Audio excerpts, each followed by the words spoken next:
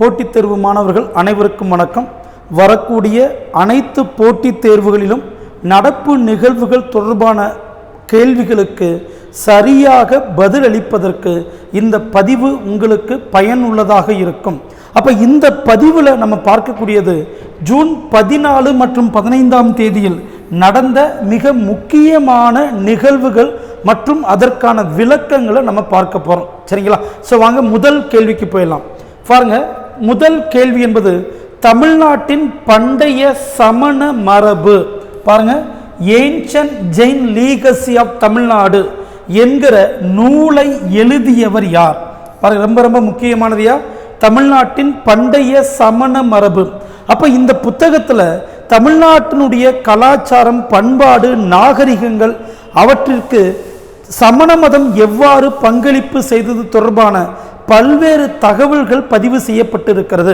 அப்போ இந்த நூலை எழுதியவர் பாருங்க, ருச்சி பிரீத்தம். இந்த நூலை வெளியிட்டவர் தமிழக முதலமைச்சர் மு.க. ஸ்டாலின் அவர்கள். மறந்துடக்கூடாதியா? இந்த நூலை எழுதியது ருச்சி பிரீத்தம், இந்த நூலை வெளியிட்டவர் தமிழக முதலமைச்சர். சரிங்களா? சரி, அடுத்து இரண்டாவது கேள்விக்கு வாங்க. மூன்றாவது முறையாக இந்தியாவின் பிரதமராக பதவியேற்ற நரேந்திர மோடி அவர்கள் முதல் வெளிநாட்டு பயணம் எது? பாருங்க, ஏற்கனவே நாம் பதிவு செய்திருக்கக்கூடிய 11, 12, 13ஆம் தேதிகளிலையும் இந்த G7 மாநாடு பற்றி பல்வேறு தகவல்களை நம்ம வழங்கி இருக்கிறோம். சரிங்களா? அப்போ மூன்றாவது முறையாக நரேந்திர மோடி பதவியேற்றதற்கு பிறகு அந்த G7 மாநாட்டில் கலந்து கொள்வதற்காக இத்தாலிக்கு சென்றிருப்பார். அப்போ அவருடைய முதல் வெளிநாட்டு பயணம் என்பது இத்தாலி, மறந்துடக்கூடாது. அடுத்து பாருங்க, மூன்றாவது கேள்வி. அண்மையில் தேசிய பாதுகாப்பு ஆலோசகராக, த நேஷனல் செக்யூரிட்டி அட்வைசராக மீண்டும் நியமிக்கப்பட்டவர் அஜித் தேவல். மறந்துடக்கூடாது, ரொம்ப ரொம்ப முக்கியமானது. ஸோ மூன்றாவது முறையாக இவருடைய பதவி காலமானது நீட்டிக்கப்பட்டு இருக்கிறது. தேசிய பாதுகாப்பு ஆலோசகர். சரிங்களா? இப்போ இந்த அஜித் தேவல் பாருங்க, 2005ஆம் ஆண்டு IPS பதவியிலிருந்து அதிகாரியாக இருந்து ஓய்வு பெற்றவர். இவருக்கு மூன்றாவது முறையாக NSA பதவியானது மூன்றாவது முறையாக நீட்டிக்கப்பட்டுள்ளது. அப்ப இந்த பதவி காலத்தில் பாருங்க, இவர் ஒரு கேபினட் அமைச்சருக்கு நிகரான அந்தஸ்தை பெறுகிறார். பாருங்க, ஒரு கேபினட் அமைச்சருக்கு நிகரான அந்தஸ்து வழங்கப்படுகிறது. பாருங்க, 13ஆம் தேதி பதிவில் எதிர்க்கட்சி தலைவர் பற்றி நம்ம விவாதித்திருப்போம். இப்போ எதிர்க்கட்சி தலைவரும் ஒரு கேபினட் அமைச்சருக்கு நிகரான அந்தஸ்தை பெறுவார். சரிங்களா? மறந்துடக்கூடாதியா? சரி, அடுத்து பாருங்களேன். நெக்ஸ்ட், பிரதமரின் முதன்மை செயலாளராக PK மிஸ்ரா, டாக்டர் பிரமோத் குமார் மிஸ்ரா நியமிக்கப்பட்டிருக்கிறார். ஸோ மறந்துடக்கூடாதியா? பிரதமருடைய சீஃப் அட்வைசர். இப்போ இவருக்கும் பணி நீட்டிப்பு வழங்கி இருக்கிறார்கள். சரிங்களா? பாருங்க, 1972ஆம் ஆண்டு IAS பணிக்கு தேர்வானவர். பொருளாதாரத்துறையில் டாக்டர் பட்டம் பெற்றவர். குஜராத்தில் IAS அதிகாரியாக பணியாற்றியவர். ரொம்ப முக்கியமானது, இவரது பணியை பாராட்டி ஐக்கிய நாடுகள் சபை விருது வழங்கி இருக்கிறது. அஜித் தேவல் அவருடைய பதவி காலத்தையும் PK மிஸ்ரா அவருடைய பதவி காலத்தையும் மத்திய அரசு மூன்றாவது முறையாக நீட்டித்திருக்கிறது. மறந்துடக்கூடாது. சரி, இப்போ அடுத்த கேள்விக்கு வாங்க. உலக மகளிர், பாருங்க, உலக ஜூனியர் மகளிர் செஸ் போட்டி எங்கு நடைபெற்றது? ஆன்சர் பாருங்க, குஜராத். அப்ப குஜராத்தில் நடைபெற்ற இப்போட்டியில் இந்தியாவை சார்ந்த திவ்யா தேஷ்முக் சாம்பியன் பட்டம் பெற்றிருக்கிறார். கவனமா பார்க்கணும். உலக ஜூனியர் மகளிர் செஸ் போட்டி எங்கு நடந்ததுனாக்க காந்தி நகர், குஜராத். இப்போட்டியில் பட்டம் பெற்றவர் இந்தியாவின் திவ்யா தேஷ்முக். மறந்துடக்கூடாதியா? அடுத்து பாருங்க, இப்போட்டியில் 2ஆம் இடம் பிடித்தவர். பாருங்க, 2ஆம் இடம் பிடித்தவர் அர்மீனியாவை சேர்ந்த மரியம் மகர்ஷியான். அதுக்கடுத்து 3வது இடம் அஜர்பைஜானுடைய அயன் அலாவர்த்தியோவா 3வது இடத்தை பிடித்திருப்பார். மறந்துடக்கூடாது. அப்ப இதே போட்டியில் ஓபன் பிரிவில் பாருங்க, உலக ஜூனியர் மகளிர் பிரிவில் ஓபன் பிரிவில் பாருங்க, கஜகஸ்தானுடைய நோகர்பெக் காசி பெக் பட்டம் பெற்றிருப்பார். ஸோ அதையும் மறந்துடாதீங்க. சரிங்களா, ரொம்ப முக்கியமானதையா. சரி, இப்போ அடுத்த கேள்வி பாருங்க. பின் வருவனவற்றுள் சரியான கூற்றை தேர்வு செய்க. அப்ப இந்த கேள்வியை பொறுத்தவரைக்கும் பாருங்க, ரஃபேல் போர் விமானம் ஏற்கனவே இந்தியாவின் விமானப்படையில் பயன்பட்டு கொண்டிருக்கக்கூடிய விமானப்படையில் இயங்கிக் கொண்டிருக்கக்கூடிய ரஃபேல் போர் விமானம் என்பது இந்தியா பிரான்சிடமிருந்து வாங்கியது. இப்ப அந்த ரஃபேல் போர் விமானத்தை கப்பல் படையில் பயன்படுத்துவதற்காக ரஃபேல் போர் விமானங்களை வாங்குவதற்கு இந்தியாவும் பிரான்சும் பேச்சுவார்த்தை நடத்தி கொண்டிருக்கிறது. சரிங்களா, ஸோ அதற்காக பார்த்தீங்கன்னா பிரான்ஸ் அதிகாரிகள் இந்தியாவுக்கு வந்திருப்பாங்க. அப்புறம் இந்த ஃபர்ஸ்ட் ரஃபேல் போர் விமானம் என்பது பிரான்ஸ் நாட்டினுடைய தயாரிப்பு. இந்த ஸ்டேட்மெண்ட் கரெக்டியா? அடுத்து பாருங்க, இந்திய கடற்படையில் உள்ள INS விக்ரமாதித்யா, விக்ராந்த் போர்க்கப்பல்களில் ஏற்கனவே பயன்பாட்டில் இருக்கக்கூடிய MiG-29 போர் விமானங்களுக்கு மாற்றாக ரஃபேல் போர் விமானங்களை பயன்படுத்த இந்தியா முடிவு செய்திருக்கிறது. ஸோ ரெண்டு ஸ்டேட்மெண்ட்டுமே கரெக்ட். இந்த கேள்வியை பொறுத்த வரைக்கும் இருக்கிற இன்ஃபர்மேஷன்ஸை அப்படியே படிச்சுக்கோங்க. சரிங்களா, ஐந்தாவது கேள்வியை பொறுத்த வரைக்கும் ரஃபேல் பிரான்ஸ் நாட்டிலிருந்து நம்ம இந்தியா வாங்கியது. MiG-29க்கு பதிலாக ரஃபேல் போர் விமானங்களை நாம் பயன்படுத்த போகிறோம். சரி, அடுத்து பாருங்க, ஆறாவது கேள்வி. இந்தியாவினுடைய முதல் வந்தே பாரத் ரயில். ஏன்னா இப்போ பாருங்க, தற்போது பல்வேறு நகரங்களில் வந்தே பாரத் ரயில் இயக்க போகிறாங்க. ஸோ அதை வச்சு நம்ம பேஸாக கேட்கணும்னு நினச்சானாக்க முதல் வந்தே பாரத் ரயில் எங்கு இயங்கியது பாருங்க, வாரணாசி டு டெல்லி. முதல் வந்தே பாரத் வாரணாசி டு டெல்லி. அப்போ பாருங்க, தெளிவாக பாருங்க. அப்போ இந்த முதல் வந்தே பாரத் எப்போ இயக்கப்பட்டதுன்னு பாருங்களேன். பிப்ரவரி 15, 2019, பிப்ரவரி 15, 2019 நியூ டெல்லிக்கும் வாரணாசிக்கும் இடையே முதல் வந்தே பாரத் ரயில் இயக்கப்பட்டது.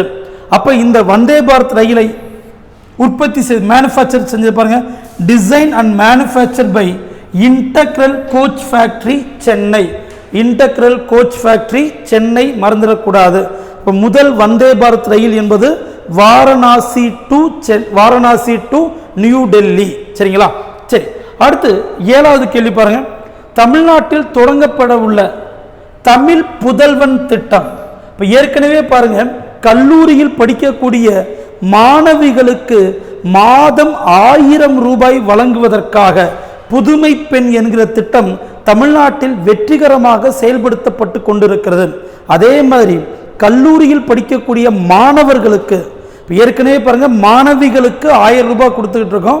மாணவர்களுக்கு 1000 ரூபாய் வழங்குவதற்காக தமிழ் புதல்வன் திட்டத்தை ஆகஸ்ட் மாதத்திலிருந்து நடைமுறைப்படுத்த போவதாக தமிழக முதலமைச்சர் அறிவித்திருக்கிறார். அப்போ இதில் பயன்பெறக்கூடியவங்க பாருங்க, 6 முதல் 12ஆம் வகுப்பு வரை அரசு பள்ளியில் பயின்ற அனைத்து மாணவர்களுக்கும், சரிங்களா, மாணவர்களுக்கும் கல்லூரி மாணவர்களுக்கும் மாதம் 1000 ரூபாய் வழங்கக்கூடிய திட்டம் தமிழ் புதல்வன் திட்டம். மறந்துடக்கூடாதியா? சரி, அப்ப பாருங்க, ஏற்கனவே தமிழ்நாட்டில் கல்வியை மேம்படுத்துவதற்காக, கல்வியை ஊக்குவிப்பதற்காக பாருங்களேன், ஏற்கனவே பாருங்க, காலை உணவு திட்டம், இல்லம் தேடி கல்வி, நான் முதல்வன், புதுமை பெண் மாணவிகளுக்காக என்கிற பல்வேறு திட்டங்கள் செயல்படுத்தப்பட்டு கொண்டிருக்கிறது. ஸோ அப்போ இதை வச்சு நமக்கு என்ன கேட்கலாம், தாராளமாக மெயின்ஸில் கல்விக்காக, கல்வி என்பது மெயின்ஸில் 9th யூனிட்டில் இருக்கக்கூடிய ஒரு சிலபஸ்.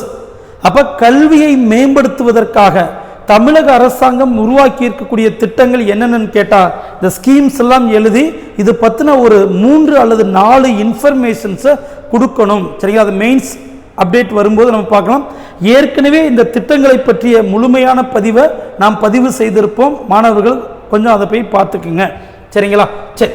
இப்போ அடுத்த கேள்விக்கு வாங்க. 50வது G7 மாநாட்டின் தலைவர் யார் பாருங்க. 50வது G7 மாநாடு இத்தாலியில் நடைபெற போகிறது, நடந்து கொண்டிருக்கிறது. 13 மற்றும் 14ஆம் தேதியில் இத்தாலியில் நடக்கிறது. ஸோ அது தொடர்பான பல்வேறு தகவல்களை நம்ம போன பதிவில் பதிவு செய்திருப்போம். சரிங்களா, அப்போ மாநாட்டின் தலைவர் பாருங்க, இத்தாலியினுடைய பிரதமர், நல்லா பார்க்கணும், மாநாட்டின் தலைவர் இத்தாலியின் பிரதமர் ஜார்ஜியா மெலனி. மெலோனி. சரிங்களா, மாநாட்டின் G7 நான் கவனமாக பார்க்கணும். 2024 G7 மாநாட்டின் தலைவர் இத்தாலியின் பிரதமர் ஜார்ஜியா மெலோனி. அதுக்கடுத்து பாருங்க, இந்த மாநாட்டில் கலந்து கொண்ட மற்ற G7 நாட்டினுடைய அதிபர்கள் அமெரிக்க அதிபர் ஜோ பைடன், பிரிட்டன் பிரதமர் ரிஷி சுனக், ஜெர்மனி பிரதமர் ஓலஃப் சேல்ஸ், பிரான்ஸ் அதிபர் இமானுவேல் மெக்ரான், ஜப்பான் பிரதமர் ஃபுமியோ கிசிடா. சரிங்களா, ஈஸியாக ஒரு மேட்ச் வந்து ஃபாலோயிங் வச்சிடலாம்யா. ஸோ கவனமாக நோட் பண்ணிடுங்க. அப்போ இந்த மாநாட்டில் பாருங்க, இந்தியாவின் பிரதமர் நரேந்திர மோடி உட்பட 17 நாட்டின் தலைவர்கள் சிறப்பு அழைப்பாளர்களாக கலந்து கொண்டிருப்பார்கள். அதை விட ரொம்ப ரொம்ப முக்கியமானது பாருங்களேன், இந்த மாநாட்டில் கத்தோலிக்கிய தலைமை குரு போப் பிரான்சிஸ் அவர்களும் கலந்து கொண்டிருப்பார். அதுக்கடுத்து பாருங்க, ஐநாவுடைய பொதுச் செயலாளர் அன்டோனியோ குட்டரெஸ், உலக வங்கியின் தலைவர் அஜய் பங்கா வேர்ல்டு பேங்க், சர்வதேச நிதி ஆணையம் IMF தலைவர் கிறிஸ்டலினா ஜார்ஜியோவா போன்ற தலைவர்களும் கலந்து கொண்டிருக்கிறார்கள். அப்ப இதெல்லாம் பாருங்களேன், இந்த அமைப்புடைய தலைவர் யார் என்கிற நேரடி கேள்வியே நமக்கு வரலாம். ஸோ கவனமாக இதை நம்ம பார்த்துடணும். சரி, அடுத்த கேள்விக்கு வாங்க. 9வது கேள்வி, தமிழ்நாட்டில் சர்வதேச கிரிக்கெட் மைதானம் தற்போது சென்னையில் ஒரே ஒரு மைதானம் சென்னையில் மட்டும் இருக்கிறது. சென்னைக்கு அடுத்தபடியாக எங்கு உருவாக்க போறாங்க அப்படின்னா கோயம்புத்தூர். சரிங்களா, கோயம்புத்தூர்ல உருவாக்க போறாங்க. அதற்கான ஆய்வு பணிகள் நடந்து கொண்டிருப்பதாக செய்தியில் இடம்பெற்றிருக்கிறது. 2வது சர்வதேச கிரிக்கெட் மைதானம் கோயம்புத்தூர், மறந்துடக்கூடாது. அடுத்து பாருங்க, இந்தியாவில் தொடங்கப்பட உள்ள புல்லட் ரயில் திட்டம். அப்ப ஏற்கனவே பாருங்க 2017ஆம் ஆண்டு உருவாக்கப்பட்ட திட்டம் 2023 நடைமுறைக்கு வரும்னு பார்த்தாங்க. பட் கொரோனா வந்துருச்சு. அதனால ஆகஸ்ட் 2026 இந்த புல்லட் ட்ரெயின் நடைமுறைக்கு வரலாம். சரிங்களா, அப்ப பல்வேறு பணிகளை மத்திய ரயில்வே அமைச்சகம் செய்து கொண்டிருக்கிறது. அப்ப இந்த திட்டத்திற்கு, இந்தியாவுடைய புல்லட் ரயில்வே திட்டத்திற்கு உதவி செய்யக்கூடிய நாடு ஜப்பான். மறந்துடக்கூடாதியா, இதெல்லாம் கேள்வி கட்டாயம் வரலாம். சரி, இப்ப அடுத்த கேள்வி பாருங்களேன். நியூஸ் ரொம்ப ரொம்ப முக்கியமான நியூஸ்யா. மாணவர் மனசு புகார் பெட்டி.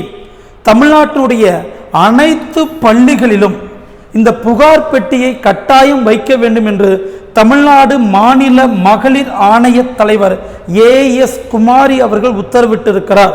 இது வந்து அனைத்து பள்ளிகளும் நடைமுறைக்கு வரப்போகிறது. சரி, அடுத்த நியூஸ் பாருங்க. உணவு பணவீக்கம் பாருங்க. NSO நேஷனல் ஸ்டாட்டிஸ்டிக்கல் ஆர்கனைசேஷன் தரவுகள் படி தொடர்ச்சியாக உணவு பணவீக்கம் அதிகரித்து கொண்டிருக்கிறது. அப்ப இந்த உணவு பணவீக்கத்தை கட்டுப்படுத்துவதற்காக இடையில ஒரு நியூஸ் பாருங்களேன். சுவாமிநாதன் கமிஷன் பரிந்துரையின்படி பருப்புகளுக்கு குறைந்தபட்ச ஆதார விலையை சட்டப்பூர்வ உத்தரவாதம் அளிப்பது.